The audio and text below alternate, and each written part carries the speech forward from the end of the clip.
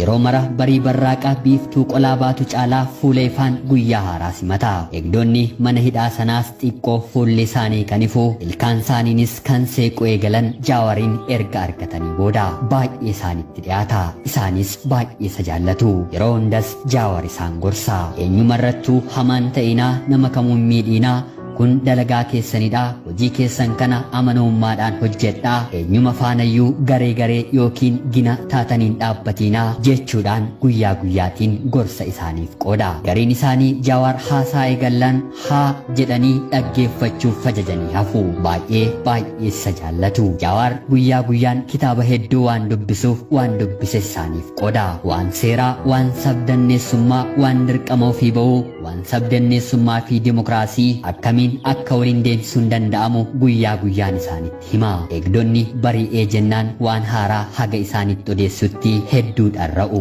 yookiin immoo hawwu ho'a siyaasaa bakkeerraa kana hedduu hin ajaa'ibsiifatiinaa jedha bara dhufuuf of qopheessaa jedhaanii bakkin amma ani irra jiru karaan dirqama irra darbuu qabudha kitaaboleen ani dubbisee fi barreesseen xumurre hedduu isaaniitu jira bakki kunis hedduu isaanii yeroon ani itti golabudha jedheet isaan gorsa gorfamuu irra darbee gaaffii kan itti ta'e guyyaa tokko eegduun tokko akkana jechuun Jaawariif gaaffii isaa dhiyeesse ati akkamumatti hanga kanaa abdii qabeessaa fi nama mul'ata dheeraa qabu kan taate akkamiinidha ammayyuu sitti hin murtoofne kana booda garuu murtiin sirra jira isa sitti murtaa'es waggaa meeqayyuu haa ta'u xumuruun kee hin oolu tarii immoo waltajjiiwwan siyaasaa kamirraayyuu qoqqobamuu yookiin immoo dhorkamuu ni dandeessa kun hunduu osoo si eeggatanii akkamiin jala murtee waa'ee boruu yaaddaa jedhee yeroo isa gaafatu intalaan siyaasaa hayyu duree Jaawar Mohammadis akkana jechuun deebiseefi mee agartanii mo'amuun kan eegalu abdii kutannaa irratti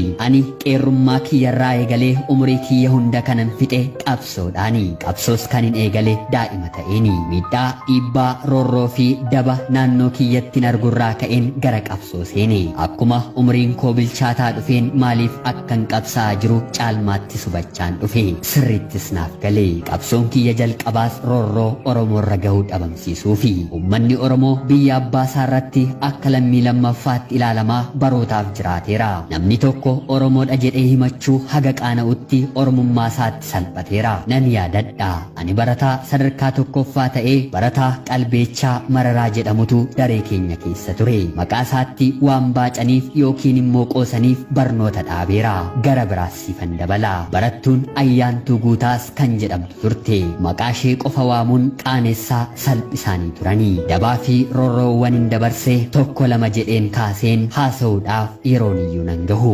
sababiinsaa amma kan nu fayyadu miti kan duuba keenyaa dagannee kan fuuldura keenyaa kaasuudha gadoo qabachuu fi gumaa baafachuu bu'aasaa argineerra eessaan iyyuu nun gahu gara haasaa kiyyattis yeroon deebi'u kana argaa fi dhagahan guddadhe yeroo sanaa kaaseetu qabsoon keessa kootti biqilee kan guddate haa ta'uutii garuu yeroo sana akkamitti akkan qabsaa'u hin beekun ture gara biyya alaa ergan bahee boodas osoon qabsaa'uu barachaatiin ture guyyaa tokkollee abdii kutadheen hin beeku guyyaan kun akka dhufus sirriitti hin beeka ture qabsoon kiyya inni guddaan qabsoon Mallas Zeenaawwiitti qabsaa'ee fi adda waa'ee injifadhee qabsoo dhuunfaa kiyyaa ture kanneen biroo kitaabaan fuulduratti barreessuu irrattan seenessa ammaaf waan qabsoo qeerroo sitti haa himu qabsoon qeerroo jaarraa 21ffaa keessaa laaptooppii tokko qofaan misaa'ila matareesee fi xiyyaara waraanaa hunda kan ittiin boojjine taankii kiyya ture garuu homtuu hin duune siin hin jedhu qabsoo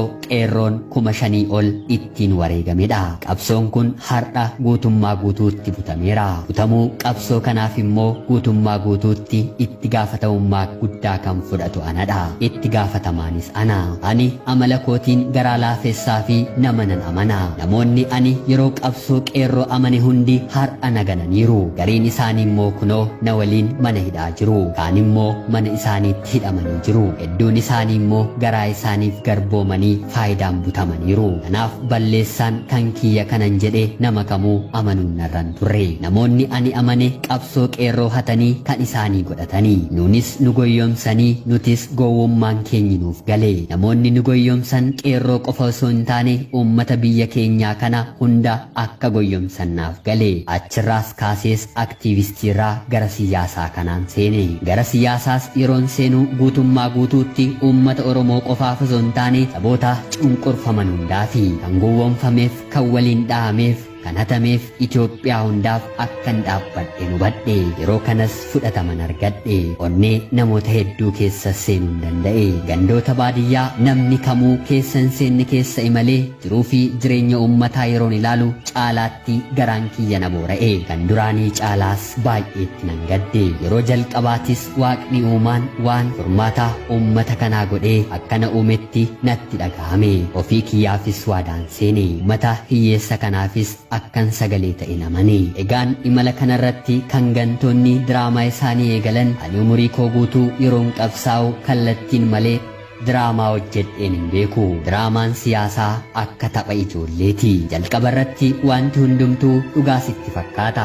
Akkuma dhiheen hunduu gara mana isaatti yeroo deebi'u waan ijoolleen guyyaa ijaaraa oolte akkuma diigamu diraamaan siyaasaa biyya kanaas haalonni yeroo jijjiiraman yeroo sitti dhihu diraamichi siif gala. Taatonni diraamicha kanaas hoggantoota badhaadhinaa amma aangoorra jiranii fi dhalattoota qeerroo Oromoo faayidaa adda addaan butaman akkasumas hoggantoota olaanoo naannoo Amaaraati. Diraamicha hojjechaa diraamaa kanaan namoonni nagaa lubbuu isaaniin dhumaa godaannisa guddaas seenaaf ka'aa jiru.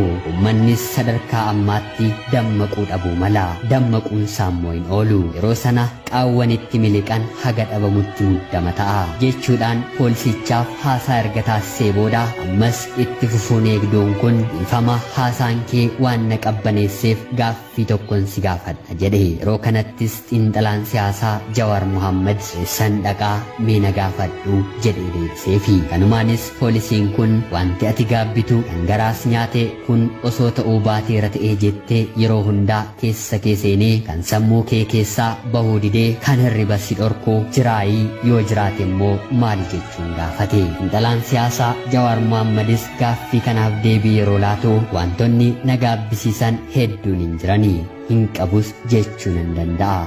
Sababiinsaa siyaasa keessatti gateettii yookiin immoo gurmuu gaariis ta'e hamaas baachuu siif danda'u qabatteef itti seenta. Ta'ullee garuu wanti ati hin yaanne hin tilmaamne tasa ni ta'a jettee sekendiifillee gonkumaan shakkine yeroo ta'anii fi uumaman gaabbiiwwan garaa kee keessaa hin baane gadda mar'immaanii sugubaa hafuu yeroo hundaa akka yaadatteen kan si gaabbisiisu ni jiraata. Yeroo kamuu laphee koo keessaa kan hin baane ajjeefamuu gooticha Oromoo artist Haacaaluu Hundeessaati. Haguman yaadadhu garaa kootu na gubata. Haacaaluuf kun hin malu ture. Haaceen nama addaati. Haaceen qabsaawaa dhugaadha. Sirbasaa qofaan miiliyoonota kan boojji'ee miiliyoonota kan oomishee miiliyoonotaanis kan jaallatamu diyaamandii gara biraa diyaamandii keessa jiru warqee gara biraa keessa jiru gatii kamiinuu kan hin tilmaamanne Haaceen nama addaati. Nama addaa kan homaanuu isa ibsuu hin dandeenyedha. Nama kanadha egaa diraamaa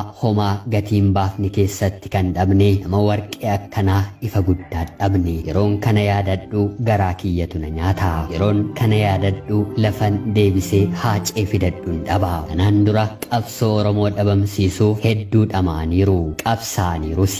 Ammas eegaan ture. Garuu kanaa caaluu tasa ni ta'a jedheen guyyaa tokkoyyuu shakkeen beeku. Akkanumaan garuu sodaan qaban ture. Akkuman sitti mes waan baay'ee amma sitti himuun barbaadu. Kitaabicha irratti waan baay'ee waan hin katabuuf yeroo sana dubbistoonni kanaa ol hubachuu waan danda'aniif ammaaf asuma irratti nu ga'a jedhee dhalaan siyaasaa Jawaar Mohaammed deebii deebiseefi. Kanaan booddees eegduun mana hidhaa yookiin poolisii sun gaaffiidhumaa dabalee gaafateeni. Yaa Jawaar Mohaammed mana hidhaa kana keessa teessee wanta yaadde ni qabdaa jechuun yeroo gaafatu xiinxalaan siyaasaa Jawaar Mohaammadis kan dura ol jedhee miira guutuu fi onnataan dubbachaa ture miira yaaddoon guutameen eeyyeen wanta baay'ee yaade qaba. Maalirraa siif eegalu garuu waan hundumaarraa mucaa maqaa baay'ee yaade. Umurii isaa baay'ee mi'aawaa ta'ettan daa'ima koorraan adda bahe. Umurii inni giinga'aa natti haasa'u sanaan yeroon yaadadhu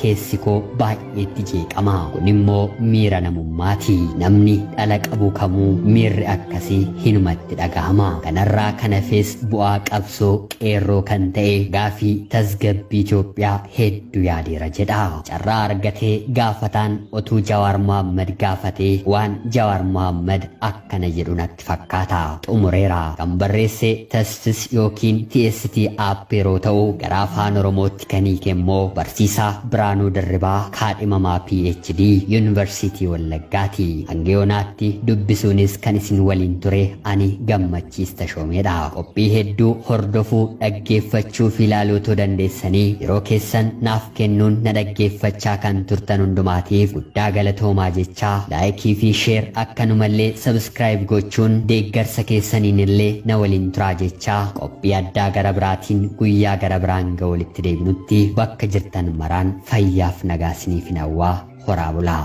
Akkuma namaa konnee keenya mabbadelaata warra beelaas maaf taane. Meekuma nama lollee mirga keenyas maaf dhabne nu maal yakkine laata nu maal yakkine laata.